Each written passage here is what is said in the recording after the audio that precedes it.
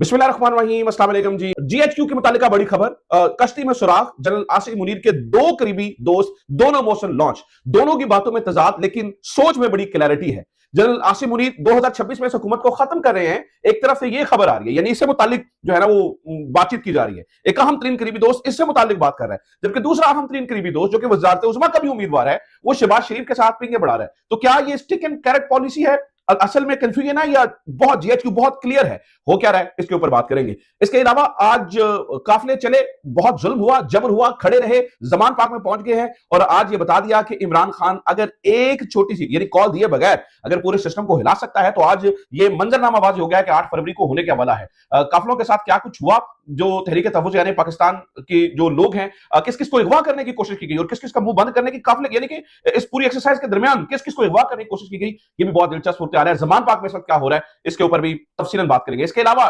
DHA यानी पूरा पाकिस्तान वैसे तो डीएचए है, लेकिन इस्लामाबाद के अंदर डीएचए की एंट्री, हजारों दरख्त काट दिए गए, किस तरह से जमीनों पर कब्जे हो रहे हैं, एनआईएच की जमीन पर कैसे कब्जा हो रहा है, डीएचए और जो सीडीए हैं ये मिलकर किस कदर जोरावरी कर रहे हैं, आम वहां पर हो क्या रहा है, पोलन एलर्जी के नाम पर किस तरह से हजारों दरख्त काटे गए और 1 किलोमीटर का रास्ता कैसे साफ किया गया, इसके ऊपर बात। खबरें बहुत सारी हैं, कोशिश करूंगा जल्दी जल्दी ज्यादा खबरें दे सकूं।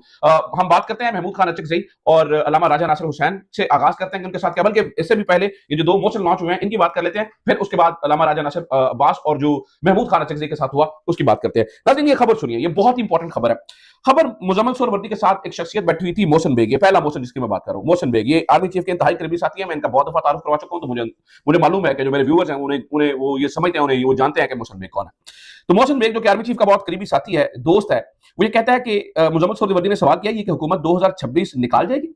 इसके ऊपर उन्होंने कहा कहीं ना कहीं कुछ नए तजर्बात की बात हो रही है, अल्लाह ना करे ऐसा हो, क्योंकि इस फैब्रिक का अगर एक धागा निकल गया तो सारे ताने बाने खुल जाएंगे। अब ये बहुत इंपॉर्टेंट बात है, यानी कि मोहसिन बेग जो कि आर्मी चीफ के करीबी साथी हैं, वो ये सर्टेनिटी से कह ही नहीं रहे कि 2026 का जो साल है ये हुकूमत निकालेगी या नहीं निकालेगी। ये बहुत इंटरेस्टिंग है। और मोहसिन बेग ये सिर्फ कोई अहमी तजिया नहीं करते हैं, एस्टैब्लिशमेंट ने कुछ लोग रखे होते हैं जो कि ऐसे जो है ना वो एक मार्केट के अंदर बात फेंकते हैं और फिर उसके ऊपर देखते हैं कि लोग क्या रिएक्ट करते हैं और वो खबर भी देते हैं। कुछ हैं अनऑफिशियल बड़े तर्जुमान, कुछ हैं जो खास मखसूस स्टोरीज के लिए अपने प्लान्स उनके क्या है उसके लिए उन्हें रखे होते हैं। मैं मिसाल देता हूं, पिछले दिनों में अचानक मोहसिन बेग साहब ने वज़ीर खजाना के ऊपर तनकीद शुरू कर दी। अब वज़ीर खजाना आपको पता है एस्टैब्लिशमेंट के लाए हुए हैं और ये मोहसिन बेग साहब जो है जब उन्होंने उसके ऊपर तनकीद की, उन्होंने कहा नहीं इस हकदार को वापस आना होगा, तो अचानक एक मुजज़ाती तौर के ऊपर पता ये चलता है कुछ हफ्ते 2 हफ्तों के बाद खबर आती है और बहुत यानी कि बड़ी खबर होती है कि वज़ीर खजाना की पावर्स कम की जा रही है, इस हकदार को एक पावर कमेटी का हेड बनाया जा रहा है और ये पूरी पॉलिसी तब्दील हुई है। फिर बात समझ में आती है कि असल में जो आर्मी चीफ के करीबी दोस्त है मोहसिन बेग साहब, ये पहले से बता रहे थे कि हमने ये करना है, वो एक तजिए के तौर पर तनकीद के तौर पर बात बता रहे थे, लेकिन वो बता रहे थे हमने ये करना है। अब वही शख्स ये बता रहा है यानी कि 2026 का पता नहीं क्या हो, और लेकिन वो एक चीज भी कह रहा है कि अगर एक धागा खुला तो ये जो पूरा पिन्ना बना हुआ है जिसके अंदर पाकिस्तान पीपल्स पार्टी भी है, जिसके अंदर पाकिस्तान मुस्लिम लीग नून भी और एस्टैब्लिशमेंट बजाते खुद एक बड़े स्टेक होल्डर की हैसियत से मौजूद है, ये सारे खुल जाएंगे, फिर ये सब अकेले हो जाएंगे। इनको डर ही तो एक बात है, इमरान खान का डर इन्हें यूनाइट रखे हुए है, अदरवाइज ये अननेचुरल अलायंस है पाकिस्तान पीपल्स पार्टी, पाकिस्तान मुस्लिम लीग नून का और अगेन ये एस्टैब्लिशमेंट का भी। हालांकि एस्टैब्लिशमेंट ने शुरू से कुछ अवाम को अपने साथ हमेशा रखने की कोशिश की है, अब ये पहला मौका है कि एस्टैब्लिशमेंट और अवाम जो है वो 2 अलग अलग राय रख रहे हैं। ये अननेचुरल अलायंस इनके साथ इसलिए है क्योंकि डर इमरान खान का डर इनको यूनाइट किया हुआ है। अच्छा, ये बात यहां तक भी हो तो फिर समझ में आती है। फिर आज यानी कि ये कल रात की ये स्टेटमेंट और आज दिन की दूसरा मोशन लॉन्च होता है और वो कोई और बात करता है, वो भी बड़ी हैरानकुन बात करता है। और ये जो दूसरा मोशन यानी कि मोशन नकवी मैं बात कर रहा हूं, ये मोशन नकवी कौन है? जिसे वंडर बॉय, जिसको वज़ारत उज़्मा का उम्मीदवार कहा जा रहा था, ये बंदा आज अलग बात करता है। जरा इसकी भी सुनिए क्या कहता है। ये कहता है कि बहुत सारे लोग कोशिश करते रहे कि मेरा और शहबाज शरीफ का इख्तलाफ हो जाए, लेकिन वो लोग ये नहीं जानते कि हमारा 30 साल का पुराना ताल्लुक है, जो मर्जी कर लें ये नहीं मुमकिन होगा। वज़ीर दाखिला मोशन नकवी। अब ये जो मोशन नकवी भी को बात करते हैं वो कहीं एवं तो नहीं है कि एवं उठ के बात करना शुरू हो जाएंगे, उसके पीछे भी कोई बुनियादी वजह होती है, उसके पीछे भी कोई रीजन होती है, उसके पीछे भी कोई ना कोई कहानी होती है। अब मोशन नकवी जो ये कह रहे हैं, ये वंडर बॉय के नाम से एक प्रोजेक्ट चला, ये भी जरा कहानी सुन लीजिए। और वो कौमी हुकूमत का प्रोजेक्ट था और वो कौमी हुकूमत जो है वो बननी थी और उसका वज़ीर आज़म मोशन नकवी साहब ने बनना था। अब अभी भी कहीं ना कहीं वो प्रोजेक्ट होगा, पाकिस्तान मुस्लिम लीग नून और पीपल्स पार्टी को फारिग करना था और इरादा ये था कि ये सब कुछ किया जाए और इसके लिए पूरी कैंपेन भी चलाई गई, लोगों से प्रोग्राम्स करवाए गए, कॉलम्स लिखे गए और न जाने क्या कुछ हुआ। अब अचानक मोशन नकवी साहब कह रहे हैं नहीं मेरा ताल्लुक वज़ीर आज़म यानी कि शहबाज शरीफ से कैसे खराब हो सकता है, वो नहीं खराब हो सकता, यानी कि ये क्या, ये इंतबा, ये एक समझ लीजिए इशारा है कि अभी वज़ीर आज़म शहबाज शरीफ ही हैं, वो नहीं जा रहे हैं। अब 2026 के अंत तक रहते हैं नहीं रहते, मुझे नहीं पता, लेकिन वो यहां बता रहे हैं कि मैं यानी कि वो कौमी हुकूमत यानी हमारी नहीं आ रही। अब आप ये सोचेंगे कि एक तरफ दोनों जो मोहसिन नकवी हैं या मोहसिन नकवी हैं और मोहसिन बेग, दोनों मोहसिन जनरल आसिम के बहुत करीब है, दोनों अलग अलग बातें कर रहे हैं, तो क्या इनका जाती तज्जिया है या कंपनी कंफ्यूज है या एस्टेब्लिशमेंट को समझ में नहीं आ रही है या ताकतवर बिल्कुल घबराए हुए, उन्हें पता नहीं चल रहा, ये सारी बातें किसी ना किसी हद तक दुरुस्त हो सकती है, लेकिन कंफ्यूजन नहीं है। अब क्या कहानी है मैं आपको बताता हूं। असल में हुआ ये कि ये मनाना चाहते हैं इमरान खान को, ये बताना चाहिए, यानी कि ये कहते हैं कि भाई इमरान खान मान, जब इमरान खान मान नहीं रहा, एस्टैब्लिशमेंट को लगा कहीं कि ये दूसरी तरफ से ये भी ना निकल, क्योंकि मियां नवाज शरीफ के बारे में भी खबरें आना शुरू हो गई कि भाई वो भी मुज़ाकरा चाहते हैं, वो कह रहे हैं महमूद खान अचकज़ई को जो है ना वो आप ऑपोजिशन लीडर नामजद कर दें, और जरदारी साहब के बीच में एंट्री हो जाती है, वो ये कहते हैं कि भाई हमें जो है ना वो अब कॉपरेशन की तरफ जाना चाहिए, अब हमें जो है ना वो इत्तेमाद साजी की तरफ जाना चाहिए, हमें बैठ के डायलॉग करने चाहिए। तो कहीं ना कहीं एस्टैब्लिशमेंट को लगा कि ये इस चक्कर में इमरान खान तो मान नहीं रहा, किसी सूरत नहीं मान रहा, जो इमरान खान को ये मनाने की कोशिश करते हैं कि डील कर ले, साइड लाइन हो जाए, माइनस इमरान खान पीटीआई, ये शुरू से इनका मामला रहा है। अब इन्हें पता नहीं क्यों एक ख्वाब आता है कि शायद अब इमरान खान इतना हमने तोड़ दिया क्या मान जाए, भाई वो नहीं मान रहा, वो नहीं मानेगा, तो इन्हें ये लगा कि कहीं ये भी हाथ से ना निकल जाए, तो अब उनको एक तरफ से बताया जा रहा है नहीं नहीं आप इधर ही मौजूद हैं। ये स्टिक एंड कैरेट पॉलिसी है, एक तरफ एक मोहसिन जो है ना वो कैरेट दिखा रहा है कि नहीं नहीं शहबाज शरीफ कहीं नहीं जा रहे हैं, शहबाज शरीफ इधर ही है, मैं वज़ीर आज़म नहीं बन रहा, कोई वंडर बॉय नहीं आ रहा, जबकि दूसरा मोहसिन जो है वो स्टिक दिखा रहा है और वो कह रहा है कि 2026 में पता नहीं रहती है नहीं रहती गवर्नमेंट 2026। तो एस्टैब्लिशमेंट बहुत क्लियर है, एस्टैब्लिशमेंट फोकस्ड है, उन्हें ये पता कि हमने क्या करना है, ये कंफ्यूज गवर्नमेंट को कर रहे हैं। और ये बेचारे वो इमरान खान क्या कहता था, यानी मौजूदा गवर्नमेंट के लोग ना तो ये पढ़े तो ये पढ़े लिखे नहीं, दूसरे कोशिश भी नहीं करते, तो इनको शायद समझने में जो है ना वो मुश्किलात का सामना हो। मियां साहब को भी पता नहीं क्यों समझ नहीं आ रही, मियां साहब के बारे में कहा जाता है कि वो बड़े एक पाए के सियासतदान है, लेकिन मियां साहब या अपनी बेटी के हाथों या अपने भाई के हाथों मजबूर हैं तो भी मियां साहब की गलती है, उन्हें ये समझ नहीं आ रहा। आज जो कुछ नाज़रीन अपने मियां साहब के करीबी दोस्त के साथ हुआ, यानी महमूद खान अचकज़ई, बड़े पुराने ताल्लुक है, बड़े करीबी दोस्त हैं, उनके साथ क्या, अभी दूसरी खबर सुनी तो आपको अंदाजा होगा। काफिले चले इस्लामाबाद से लाहौर आते तक इन्होंने मार मार के जगह जगह मारा, कभी कारकुनों को मारा। कल रात से लाहौर के अंदर जगह जगहों के ऊपर इन्होंने छापे मारे। एक कारकुन बेचारा जो है वो दिल का दौरा पड़ने से जाबाक हो गया, जगह जगह पे मारा। पुलिस वालों की मौजूदगी में सामने कैमरे पे वीडियोस है, कोई खौफ और खतर नहीं है इनको। और जनाब नामालूम लोग जो है वो ढालों के ऊपर आ रहे हैं, गाड़ियों के ऊपर आ रहे हैं। वो गुजरात से इन्होंने इस तरह से मारना शुरू किया, गाड़ियां तोड़ना शुरू की, अगवा करने की कोशिश की। आप हैरान हो गए, महमूद खान अचकज़ई के बेटे को जो है वो अगवा करने की कोशिश की गई।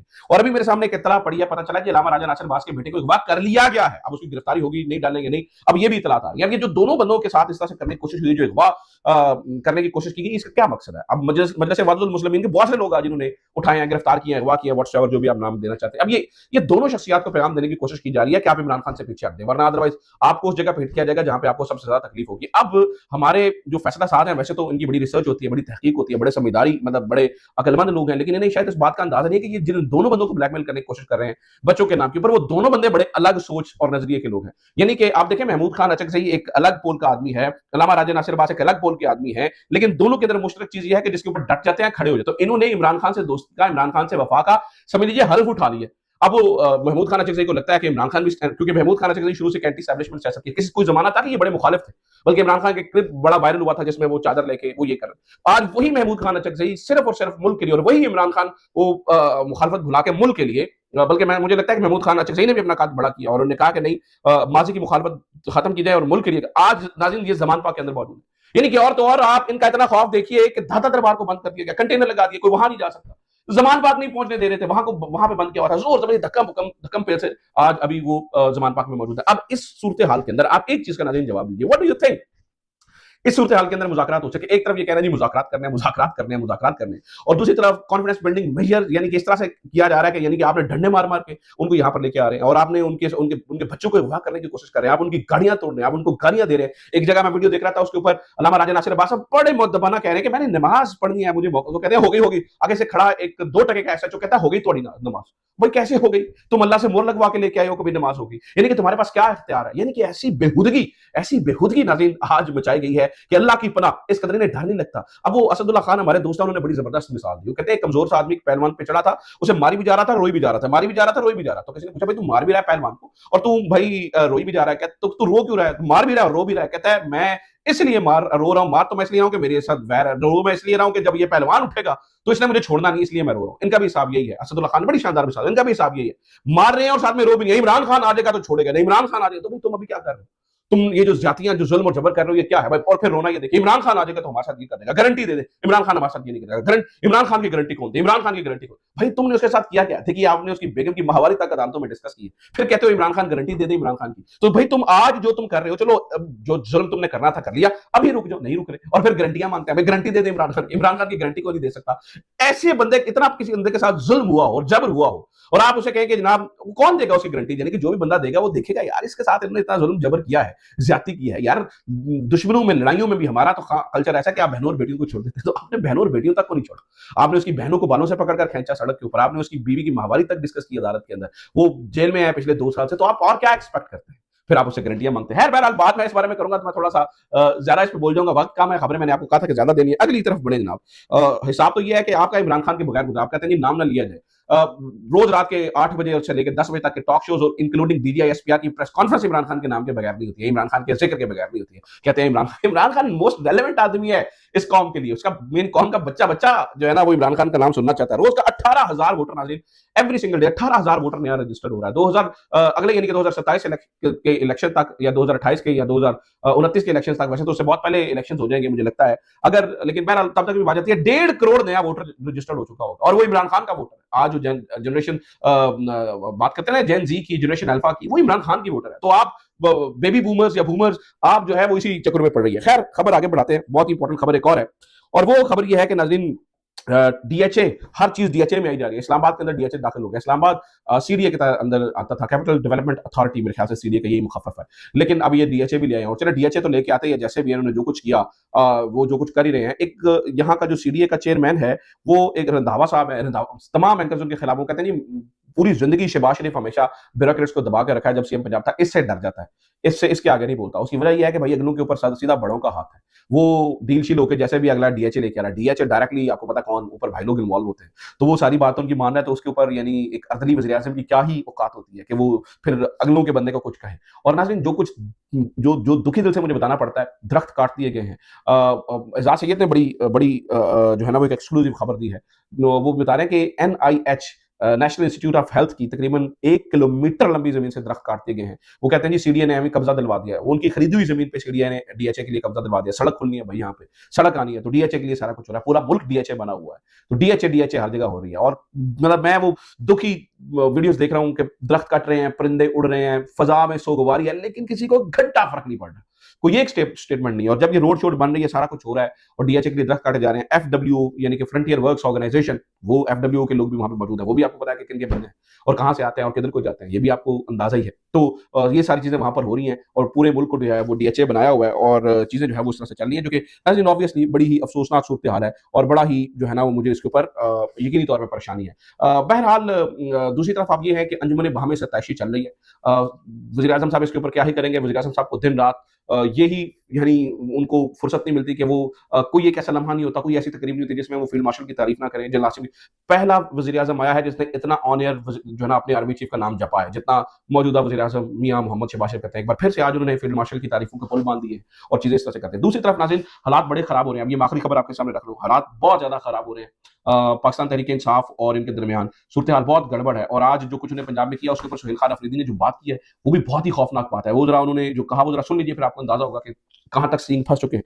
सुहेल खान अफरीदी कहते हैं जी हमारे साबिका फाटा यानी कि फ्रंटियर क्राइम्स साबिका फाटा में फ्रंटियर क्राइम रेगुलेशन एफसीआर एक ऐसा कानून था जिसकी बुनियाद पर इंसाफ की बजाय खौफ, वहशत, दहशत और इज्तिमाई सजा वगैरह थी। यानी कि एक अलग कानून होता था, वहां पर उसको एफसीआर कहते थे, वो काला कानून उसे कहते थे, भाई जो उसके दिल में नुमाइंदे के आया उसने कर दिया, कोई पूछने वाला नहीं था। इस कानून में किसी भी शख्स को सफाई का हक हासिल नहीं था, बल्कि रियासती नुमाइंदा ही मुनसफ, गवाह और जल्लाद होता था और इख्तलाफ को बगावत समझा जाता था। पंजाब और वफाक की जारी हुकूमत में जो फिस्तायत दिखाई दे रही है वो इसी काले कानून की जदीद शक्ल महसूस होती है। सियासी इख्तलाफात को जुर्म बनाना, रियासती ताकत के जरिए खामोशी मुसलत करना, गिरफ्तारियों, तशद्दुद और इजहार राय, जलसे जुलूसों पर कदगने लगाना, ये सब वो औजार हैं जो कभी एफसीआर के तहत इस्तेमाल होते थे। ये सब आज पूरे पाकिस्तान में हो रहे हैं। जो फाटा में लॉ लगता था आज पूरे पाकिस्तान में वो लॉ लग चुका है। यूं महसूस होता है कि कानून नाफिज करने वाले इदारों का मकसद मुल्क शहरियों का तहफ़्फ़ुज़ नहीं बल्कि इक़्तिदार का तहफ़्फ़ुज़ बन चुका है। तारीख बताती है कि ऐसे निज़ाम वक्ती तौर पर खामोशी तो पैदा कर सकते हैं, मगर इसके बाद का शोर काफी जोरदार होता है। तो ये अब देखना होगा। अब इस शोर की हमारे हुक्मरानों को कोई टेंशन नहीं है। आप ये देखिए कि मुनीर फारूक साहब धड़ल्ले से कहते हैं, वो कहते हैं जी फौज ने फैसला कर लिया। वो फौज ये समझती है कि बेशक लोगों ने वोट इमरान खान को दिए, फौज को पता है, लेकिन वो फौज ये समझती है कि लोगों ने गलती की है। लोगों और हम वो ये वैलिडेट ही नहीं है इनका वोट, यानी कि बेशक अवाम 18 करोड़ अवाम इमरान खान के साथ है या 25 करोड़ अवाम अवाम इमरान खान के साथ है, यानी मैं परसेंटेज की बात कर रहा हूँ। बेशक पूरा पाकिस्तान में तो कहते हैं तो जमहूर ने गलत फैसला किया, यानी कि जमहूर की सोच पे क्वेश्चन मार्क है और ये हमारा अदारा बैठ के फैसला करता है। और ये मैं नहीं कह रहा हूँ, खतरनाक बात है। मुनीर फारूक साहब धड़ल्ले से ऐलान कर रहे हैं, वो कहते हैं वो ऐसे बात करने से कोई फर्क नहीं पड़ता, घंटा पड़ता, जो समझना किसी को समझ। तो ये तो सारी कहानी है। उम्मीद करता हूँ ये वीडियो आपके लिए इन्फॉर्मेटिव रही होगी। अपना ख्याल रखिए। खुदा हाफिज़। पाकिस्तान जिंदाबाद।